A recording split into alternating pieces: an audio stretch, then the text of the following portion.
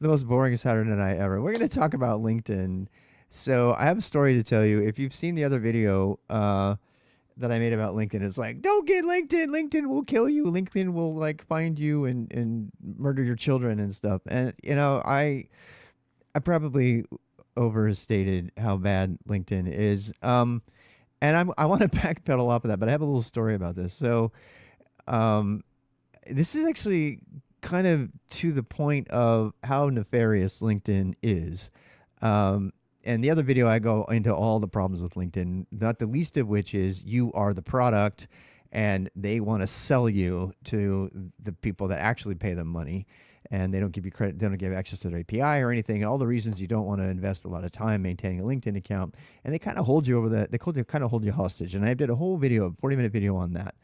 But here's the story. So Mark, who happens to be in the chat with us right now, as a joke while I was biking, sent me a link. He sent a link in the chat to Rob's perfect job, and it was of course a Rust job.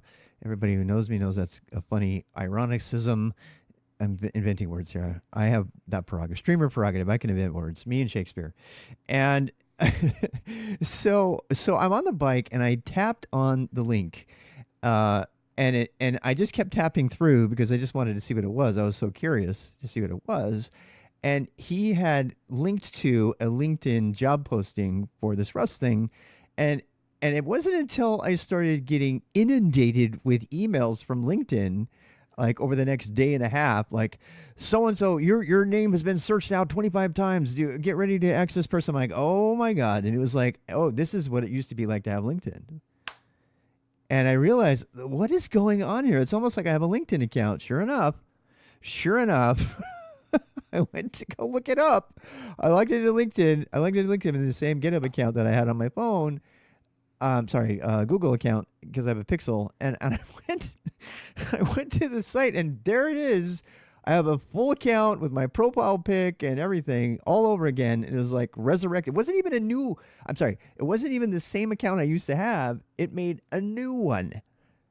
So now and it's just such a mess because I still have a skill stack organization out there that I can't even manage anymore because I got rid of the other account under which it was owned, and people are still adding skill stack as an organization. It's a total mess. LinkedIn is a disaster. However, and that's why I made this video. This video, now we have two Robs like we do on Facebook and every place else, right? So LinkedIn doesn't care. It's like yet another account that we can sell. See, which just pumps up their numbers. They don't care. They're just going to sell you. They're going to sell you.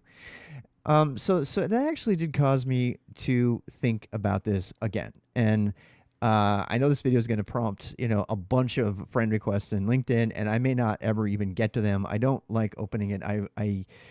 I've said before, the recruiter contacts and people that come through LinkedIn are almost always crap. They're not even worth pursuing.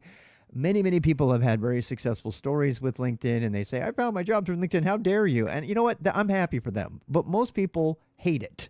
And in fact, it wasn't, I used to promote LinkedIn to everybody in my beginner boost for years.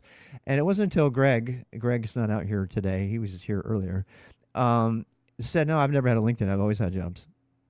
And I'm like, well, what's the difference? Well, how do you kind of have a job? And we're going to talk about this in a different video, but it's mostly because people know about Greg. They know he's good. He has a lot of word of mouth. He has a lot of, he's a very well established professional learning network. He doesn't lead LinkedIn, you know. So he's like this, Sigma Lord when it comes to LinkedIn and to job opportunities. He just gets opportunities all the time. And he does. See, people come to him and say, hey, are you still doing that thing? They're coming. So if you get it, that's the kind of professional reputation you want to foster. And LinkedIn can still distract from that. But does it hurt to have a LinkedIn account? Now, I did state that in the last video, but I believe that I may have overstated that particular part. I think that having a LinkedIn account is fine, as long as you understand its flaws and its limitations. And that's really the end of this video. So I am going to keep my LinkedIn account as kind of an experiment to see what happens. I am not going to put anything in there, though. In fact, my wife and I were joking about we could actually this is kind of an experiment. We've been thinking about making my LinkedIn absolutely wrong, like putting, as much crap in there as possible that's not even what I do, like literally making it a trolled account that doesn't have any relevance at all, because that's what happens when people refer you. I had so many people recommend me for LinkedIn. They didn't even know what I did in technology, and they would recommend me for a technology that looked good, and then it would start to show up. In fact, so much so that we were thinking about making my LinkedIn profile be so wrong and stupid that anybody who contacted me through the LinkedIn profile, I would know immediately that they didn't do even minimal due diligence to understand who I am, and what I'm about and what I code or anything. So I could immediately just throw out anybody who contacted me and said, "Oh, we heard you're a real huge Rust person. You really love it." In fact, I'm like seriously toying with like putting like Rust developer in my LinkedIn account. I think it would be so funny. Everybody going, "We hear that you really love Rust. We hear that you love Rust. Well, we have Rust projects for you right here." Just this is kind of just to be totally, but Rust and Java, like all this stuff, I don't, I mean, who knows? Maybe I'll end up with like a really great job in one of those things, and I could like totally represent myself wrongly on LinkedIn. Um, Again, another reason, more seriously, to have a LinkedIn, make you for a senior Rust tech. Yeah, absolutely. I'm going to put like senior Rust engineer, and I'll have people contacting me for the job that didn't even look at my GitHub and say, I don't even have a single line of Rust code in my GitHub account. Yeah, bye-bye, Mr. Stupid Recruiter who doesn't do any research. This is the reason LinkedIn sucks so bad. I've had so many bad experiences with people contacting me through LinkedIn. I mean, really bad experiences, some of which I told about in that other video. So it could be a filter, but on the serious side, it could also be a way for you. And this, I talked about LinkedIn holding your friendships and your personal professional relationships hostage, which they do. A lot of people, they don't have any contact with those people in their professional network other than through LinkedIn, and that might be a reason to actually have a LinkedIn account and to keep it. And if you go ahead and yeah, the recruitment agencies, they don't care. They just blast everybody because they want to make money. So, if it is true, unfortunately, that many people will only know you through your LinkedIn account, and I already sacrificed those relationships. I don't have those. I'd have to go in and find the ones that I cared about losing, and add them. And when I gave up my LinkedIn account, I made a considered decision to lose all access to certain of these people, including one of the original recruiters who got me my job at Nike.com, and Joey, who gave me, who mentored me and helped me learn Linux from the very beginning. It's a relationship I really wish I could maintain. One of the greatest human beings on the planet, and that was my only contact with that person. I deeply regret having to give up that contact. Now, a lot of the people that are on LinkedIn, they're not the kind of, especially in the technology sector, they are not the kind of people to be, very chatty and stuff. So even having that access is a thing, and that would include Greg, who I mentioned, who I only have access to through Discord and through here and through GitHub, and that opens up a much wider conversation about how do you want to manage your professional learning network and your relationships with your friends and your work people? What is the best way?